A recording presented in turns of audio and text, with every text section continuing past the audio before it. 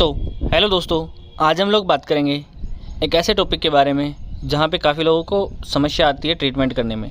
वो है प्रेगनेंसी में दस्त हो या फिर दस्त के साथ में बुखार हो तो उसका क्या ट्रीटमेंट किया जाता है, क्या उसका इलाज किया जाता है। ठीक है, यहाँ पे अपने को बात करेंगे कि आपको फर्स्ट ट्राइमेस्टर में कौन सी चीज़ें यूज़ करनी है, कौन सी नहीं करनी है। नहीं करने वाली चीज़ों पे आपको बहुत ज़्यादा ध्यान देना होता है। ठीक है, और सेकंड और थर्ड ट्राइमेस्टर में क्या चीज़ें यूज़ कर सकते हैं और क्या चीज़ें यूज़ नहीं कर सकते। इन चीज़ों का आपको बहुत से ध्यान रखना है। क्या डाइट प्लान होने वाला है, किस तरीके से उनको ट्रीट किया जाता है, क्या उनको आईवी फ्लूइड देना है, क्या नहीं देना है, उसके बारे में सब कुछ यहाँ पे बात करेंगे। तो सबसे पहले अपन जानते हैं कि आखिर जो इसके ओवरव्यू के बारे में कि अगर जो डायरिया जो प्रेगनेंसी में होता है ना, वो हल्का मतलब थोड़ा बहुत भी हो सकता है और सेल्फ लिमिटिंग भी हो सकता है। ठीक है, अगर बाई चांस अगर एक दो बार आपको हो रहा है तो उसमें इतनी दिक्कत वाली बात नहीं है। और ये आपको कभी कभी हल्का फुल्का इन्फेक्शन या इंटॉलरेंस वगैरह, जैसे आप कोई डेयरी प्रोडक्ट वगैरह खा रहे हैं, वो आपको टॉलरेट नहीं हुआ तो उस वजह से बाई चांस हो सकता है। ठीक है, अगर ये ओकेजनल होता है तो वो हार्मलेस होता है, लेकिन अगर आपको कंटिन्यू हो रहा है तो ये सीवियर डायरिया है। ठीक है, वो आपके लिए डिहाइड्रेशन कोज कर सकता है, जिसमें आपको मदर और बेबी दोनों के लिए ये रिस्की हो सकता है। तो ये इसका ओवरव्यू है कि आखिर ये किस तरीके से होता है और क्या क्या इससे प्रॉब्लम्स हो सकती हैं। आगे अपन देखेंगे इसके बारे में कि क्या क्या इसके कोजेस देखने को मिलते हैं। अगर प्रेगनेंसी में दस्त है, दस्त के साथ में बुखार है, तो उसके क्या क्या अपने को कोजेस देखने को मिलते हैं। हार्मोनल चेंजेस, प्रेगनेंसी के अंदर सीधी सी बात हार्मोन चेंजेस होते हैं, तो उनसे कई बार ओकेजनली हो जाता है, वो एक नॉर्मल सिचुएशन है। डाइटरी चेंजेस, अपन अगर इसमें कुछ जैसे प्रेगनेंसी के अंदर बहुत ज़्यादा प्रोटीन डाइट हैवी लेते हैं, ज़्यादा फाइबर ले लेते हैं, ठीक है, डेयरी प्रोडक्ट ज़्यादा ले लेते हैं, तो उससे अपने को प्रॉब्लम हो सकती है। फूड पॉइजनिंग, अपन ने ठंडा बासी खाना खा लिया तो उससे समस्या हो सकती है। गैस्ट्रोइंटेस्टाइनल इन्फेक्शन की बात करें तो इसमें बैक्टीरियल इन्फेक्शन हो सकता है, वायरल इन्फेक्शन हो सकता है और प्रोटोजोल इन्फेक्शन हो सकता है। इन तीनों के ट्रीटमेंट की अपन आगे बात करेंगे। मेडिकेशन साइड इफेक्ट हो सकता है, अपन प्रेगनेंसी में काफ़ी मेडिकेशंस लेते हैं, कभी कभार हैवी एंटीबायोटिक्स की वजह से भी प्रॉब्लम हो जाती है। अंडरलाइंग कंडीशन या को आपको कोई पहले से IBS जैसे इन्फ्लेमेटरी बाउल सिंड्रोम जैसी समस्याएं हो तो भी ये समस्या हो सकती है। तो ये सारे कोजेस देखने को मिलते हैं प्रेगनेंसी में। अगर किसी को भी दस्त और बुखार वाली समस्या है तो उस केस में, ठीक है, आपको पता है बुखार है तो फिर उसको एक सिम्टम ये भी हो जाएगा कि उसको फीवर आएगा। ठीक है, बुखार कंटिन्यूसली उसको फीवर आता रहता है। उसके बाद में बात करते हैं सिम्टम में 3 और more loose water stool per day, 3 या 3 से ज़्यादा अगर वो मतलब कि वाटर स्टूल पास आउट के लिए जा रही है तो सीधी सी बात उसको डायरिया हो चुका है। उसके साथ में नोजिया वोमिटिंग हो सकती है, फीवर और चिल्स हो सकते हैं, उसका जो टेम्परेचर है वो हाई रह सकता है। ठीक है, म्यूकस की ब्लड जो स्टूल है उसके अंदर ब्लड आ सकता है या फिर म्यूकस आ सकती है। ठीक है, तो ये अपने को ध्यान रखना है कि इस सिचुएशन में कौन सी ड्रग देनी है और इस सिचुएशन में कौन सी ड्रग देनी है, उसके आगे अपन बात करेंगे। एब्डोमिनल क्रैम्प्स हो सकते हैं, उसको पेट में जैसे ऐंठन या मरोड़ टाइप के दर्द हो सकते हैं। डिजीनेस होगी, सीधी सी बात है, डिहाइड्रेशन हो जाएगा तो ड्राई माउथ हो जाएगा, लो यूरिन आउटपुट रहेगा क्योंकि बॉडी से का पूरा पानी निकल चुका है। तो ये सारी समस्याएं देखने को मिलती हैं। उसके बाद में अपन बात करते हैं इसके मेनली सेफ ट्रीटमेंट की, कि यहाँ पे जब केस है प्रेगनेंसी का तो वहाँ पे अपने को बच्चे को और माँ को दोनों की हेल्थ का ध्यान रखते हुए यहाँ पे ट्रीटमेंट करना होता है, जिसके बारे में अपन बात करते हैं। सबसे पहले अपन आईवी ट्रीटमेंट की बात करते हैं। तो आईवी ट्रीटमेंट में अगर पेशेंट को मॉडरेट टू सीवियर डायरिया है तो वहाँ पे सीधी सी बात उसको डिहाइड्रेशन हो गया होगा। उस डिहाइड्रेशन को ठीक करने के लिए जो डायरिया में सबसे जो फर्स्ट लाइन ड्रग में चूज़ की जाती है वो है RL। ठीक है, RL को आपको पेशेंट को IV रूट के थ्रू लगाना होता है स्लोली। अगर उसको ज़्यादा डिहाइड्रेशन है तो आप RL के बाद में उसकी BP चेक करके और NS सॉल्यूशन भी लगा सकते हैं अगर BP नॉर्मल है तो उस केस में।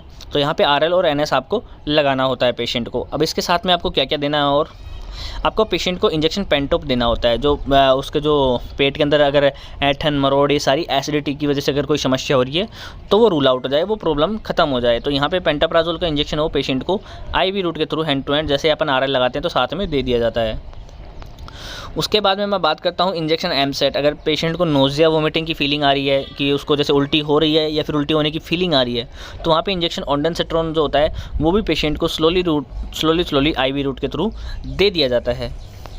उसके बाद में मैं बात करता हूँ इंजेक्शन मोनोसेफ। यहाँ पे सेफेलोस्पोरिन क्लास की ये ड्रग होती है। सेफेलोस्पोरिन क्लास की कोई भी ड्रग हो प्रेगनेंसी में बिल्कुल सेफ़ होती है। तो यहाँ पे अपन एंटीबायोटिक बात करें, सेफ़ एंटीबायोटिक तो सेफ्ट्राइक्सोन अपन पेशेंट को दे सकते हैं, ताकि उसको अगर कोई बैक्टीरियल इन्फेक्शन हुआ हो तो वो उससे बैक्टीरियल इन्फेक्शन की वजह से अगर किसी को डायरिया हुआ है और यहाँ पे फीवर जो हुआ है बैक्टीरियल इन्फेक्शन की वजह से ही हुआ है, अगर उसको फीवर भी आ रहा है तो सीधी सी बात है कि उसको इन्फेक्शन हुआ है। तो यहाँ पे मोनोसेफ उसके लिए कारगर साबित होता है कि सेफ्ट्राइक्सोन उसको 1 ग्राम उसको AST करने के बाद में स्लोली आपको आईवी रूट के थ्रू देना होता है। ये सारी चीज़ें मैं आपको आईवी रूट के लिए इसलिए बता रहा हूँ, आपको इसको ड्रिप में नहीं डालना होता है। आप आईवी रूट के थ्रू देंगे तो इसका बहुत अच्छा इफेक्ट देखने को मिलता है। और मोनोसेफ को आरएल में डालने से हमेशा बचना चाहिए। आप एनएस में डाल के उसको दे सकते हैं, लेकिन आरएल में डालने से हमेशा उसको बचना चाहिए अपने को, ठीक है। उसके बाद में मैं बात करता हूँ इंजेक्शन मेट्रोजिल। इंजेक्शन मेट्रोजिल की अगर मैं बात करूँ तो जो फर्स्ट ट्राइमेस्टर, यहाँ पे देखो मैंने इसको रेड मतलब इसका आउटलाइन दे दी है। यहाँ पे जो फर्स्ट ट्राइमेस्टर होता है उसके अंदर इसको अवॉइड करना चाहिए, और सेकंड और थर्ड ट्राइमेस्टर के अंदर अपन इसको मेट्रोजिल को दे सकते हैं। जो पेशेंट को अगर प्रोटोजोल इन्फेक्शन हो और स्टूल के अंदर म्यूकस वगैरह आ रही हो तो यहाँ पे मेट्रोजिल अपने को देना पड़ता है। तो कोशिश करें कि अपन उसको फर्स्ट ट्राइमेस्टर में ना दे, उसको डिले करें सेकंड और थर्ड ट्राइमेस्टर के तक, तो वहाँ पे अपन उसको दे सकते हैं।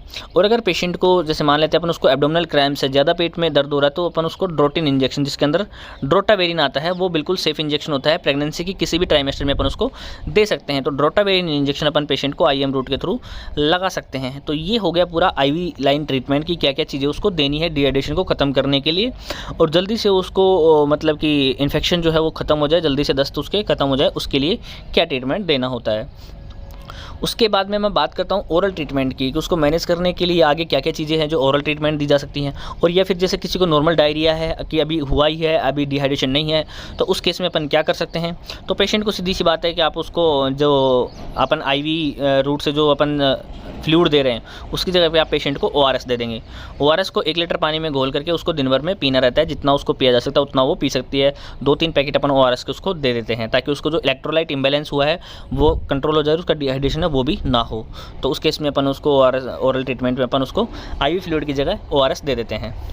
तो यहाँ पे अपन बात करते हैं ओरल ट्रीटमेंट में। सबसे पहले एक पेशेंट को अगर फीवर है तो फीवर को ख़त्म करने के लिए अपने को PCM 650 की जो टैबलेट होती है वो पेशेंट को TDS दिन में 3 बार देनी होती है, ताकि उसका जो बुखार है वो पेशेंट को ना आए। बुखार आने की वजह से उसको डिहाइड्रेशन और भी ज़्यादा हो सकता है, उसके बॉडी में कमज़ोरी और भी ज़्यादा आ सकती है, और बच्चे और माँ दोनों के लिए खतरा होता है। तो PCM की जो टैबलेट है पेशेंट को खाना खाने के बाद में दिन में 3 बार देनी होती है, ताकि उसको फीवर ना आए। उसके बाद में मैं बात करता हूँ PCM के बाद में टैबलेट मेट्रोजिल। मेट्रोजिल का मैंने पहले ही बताया आपको, फर्स्ट ट्राइमेस्टर में इसको अवॉइड करना है, सेकंड और थर्ड ट्राइमेस्टर में अपन इसको दे सकते हैं। तो मेट्रोजिल के अगर प्रोटोजोल इन्फेक्शन है, म्यूकस अगर स्टूल में आ रही है तो वहाँ पे ये कारगर साबित होती है, ठीक है। तो यहाँ पे अपन इसको 1 टैबलेट सुबह और 1 टैबलेट शाम को इन्हीं के साथ में खाना खाने के बाद में दे दिया जाता है। और मेट्रोजिल सबसे ज़रूरी होती है, अगर किसी को भी दस्त हुआ है तो वहाँ पर इसका बहुत ही ज़्यादा अच्छा इफेक्ट देखने को मिलता है। पेट में जो ऐंठन मरोड़ है उसको भी ख़त्म करने में काफ़ी कारगर होती है।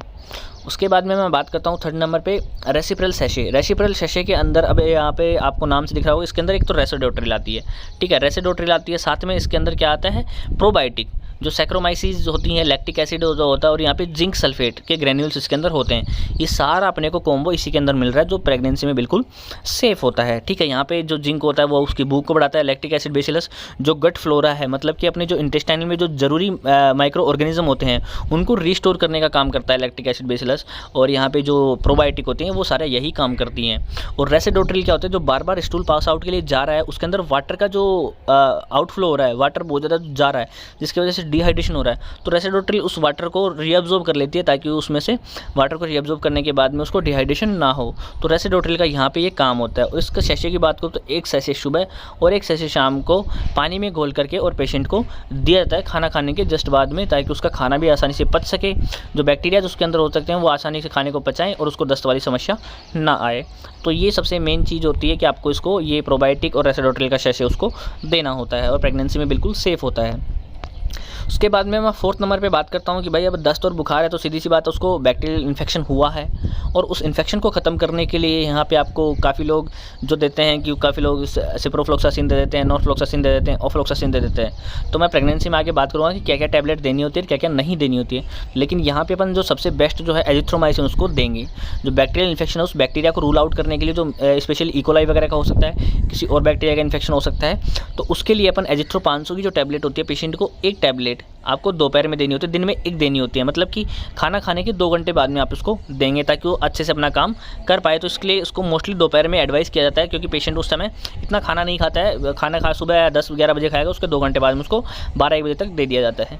तो यहाँ पे टैबलेट एजिथ्रोमाइसिन 500 mg जो होती है उसको इन्फेक्शन को ख़त्म करने के लिए, दस्त और बुखार दोनों को ठीक करने के लिए यहाँ पे उसको दिया जाता है, ठीक है। उसके बाद में अपन 5th नंबर पे बात करते हैं टैबलेट लोपेरामाइड। लोपेरामाइड को मैंने रेड कलर में बिल्कुल लिखा है यहाँ पे, क्योंकि इसके लिए कुछ सावधानी है जो कि आपको बरतनी है। अगर पेशेंट को दस्त के साथ बुखार आ रहा है तो आपको वहाँ पे लोपेरामाइड को अवॉइड करना होता है। और अगर पेशेंट को स्टूल के अंदर ब्लड अगर आ रहा है, ठीक है, ये जो मेन चीज़ आपको कि अगर उसके अंदर ब्लड आ रहा है तो वहाँ पे लोपरामाइड को नहीं दिया जाता है, ठीक है। तो ये चीज़ आपको ध्यान रखनी है कि अगर पेशेंट को ब्लड आ रहा है, फीवर है, तो इन दोनों केसेस में इसको लोपरामाइड को अवॉइड किया जाता है, इसको नहीं दिया जाता है। बाकी अदर कंडीशंस में आप इसको लोपरामाइड को दे सकते हैं। तो ये चीज़ आपको ध्यान रखनी है। अगर देना होता है तो फिर अपन इसको कैसे देते हैं कि जो लोपरामाइड की जो टैबलेट होती है, इसको अपन जैसे ही पेशेंट स्टूल पास आउट के लिए जाता है उसके तुरंत बाद में एक टैबलेट उसको दे दिया जाता है, ताकि उसकी फ्रीक्वेंसी जो बार बार स्टूल पास आउट के लिए जा रहा है उसको कम किया जा सके, उसको रोका जा सके। तो यहाँ पे एक टैबलेट उसको तुरंत स्टूल पास आउट के बाद में दे दिया जाता है और मैक्सिमम 8 टैबलेट अपन दिन में उसको दे सकते हैं। तो लोपरामाइड के लिए आपको क्या क्या सावधानियां बरतनी है वो आपको ये मैंने बता दिया कि ये चीज़ आपको ध्यान रखनी होती है। तो ये इतना ट्रीटमेंट आपको पेशेंट को देना होता है। उसके बाद में अगर पेशेंट को जो मैंने बताया था कि उसको नोजिया वोमिटिंग की प्रॉब्लम अगर फिर से आती है तो आप उसको जो डोक्सिलामाइन सक्सिनेट या जो डोक्सिनेट की जो टैबलेट आती है वो सबसे फेमस है। प्रेगनेंसी में अगर किसी भी प्रकार की उसको वोमिटिंग नोजिया किसी भी वजह से हो रही है तो वहाँ पे जो डोक्सिलामाइन सक्सिनेट और पाइरोक्सिन हाइड्रोक्लोराइड की जो कॉम्बो की टैबलेट आती है वो सबसे फेमस और सबसे कारगर, सबसे इफेक्टिव साबित होती है। तो इस टैबलेट को जब भी पेशेंट को लगे कि मुझे नोजिया वोमिटिंग की फीलिंग आ रही है तो उसको ऐसा जब ज़रूरत पड़ती है तब पेशेंट को ये दे दी जाती है। इसलिए मैंने इसको आपको अलग से बताया कि इसको आप नॉर्मल अगर डायरिया नहीं है उसको फिर भी नोजिया वोमिटिंग की फीलिंग आ रही है तो उस केस में भी इसको काफ़ी यूज़ किया जाता है और सबसे सेफ ड्रग होती है ये प्रेगनेंसी के केस में।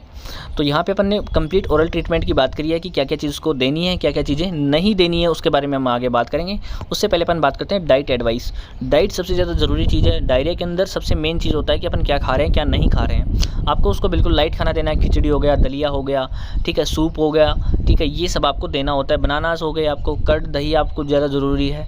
बॉइल्ड पोटैटो आप दे सकते हो। और आपको सबसे मेन चीज़ है कि डेयरी फूड कोई भी हो, ऑयली फूड और डेयरी फूड आपको उसको बिल्कुल बचना है। मिल्क हो गया, घी हो गया, बटर हो गया, ठीक है, इन सब से आपको बचना होता है। ऑयली फूड तो आपको बिल्कुल भी नहीं लेना है ताकि आपका बच्चा सुरक्षित रहे और उसकी माँ है वो भी बिल्कुल सुरक्षित रहे। तो ये डाइट एडवाइस है। अब अपन बात करते हैं कि क्या चीज़ें अपने को नहीं लेनी चाहिए, क्या चीज़ें प्रेगनेंसी में अवॉइड करनी चाहिए। फ्लोरोक्विनोलोन्स, जहाँ पे मैंने बताया था कि ऑफ्लोक्सासिन जो आती है, सिप्रोफ्लोक्सासिन जो आती है, सिप्रोफ्लोक्सासिन TZ के नाम से भी आती है, नॉरफ्लोक्सासिन में नॉर TZ के नाम से भी टैबलेट आती है। तो इन टैबलेट्स को अपने को नहीं देना चाहिए। इन टैबलेट को देने की वजह से क्या प्रॉब्लम होती है, जो बच्चा होता है ना उसके अंदर कार्टिलेज और जॉइंट्स जो डेवलपमेंट होता है वो अच्छे से नहीं हो पाता है और बच्चा कमज़ोर पैदा होता है। ये काफ़ी मतलब कि काफ़ी गंभीर चीज़ है कि जो काफ़ी प्रैक्टिशनर जो होते हैं उनको लैक ऑफ नॉलेज की वजह से कई बार जो होता है बच्चा कमज़ोर पैदा होता है, ठीक है, और उसको काफ़ी लंबे समय तक फिर हॉस्पिटल में उसको एडमिट करना पड़ता है। तो यहाँ पे आपको ये चीज़ें ध्यान रखनी होती है कि प्रेगनेंसी में आपको फ्लोरोक्विनोलोन्स आपको नहीं देने होते हैं। उसके बाद में क्लोरामफेनिकोल को आपको बिल्कुल अवॉइड करना है। आपको यहाँ पे ग्रे बेबी सिंड्रोम इसकी वजह से हो सकता है, तो क्लोरामफेनिकोल बिल्कुल नहीं देना है। टेंडाजोल को भी इसको अवॉइड किया जाता है। इसके बाद में डेटाज अवेलेबल नहीं है बट इसको अवॉइड किया जाता है कि प्रेगनेंसी में दस्त की सिचुएशन में इसको नहीं देते।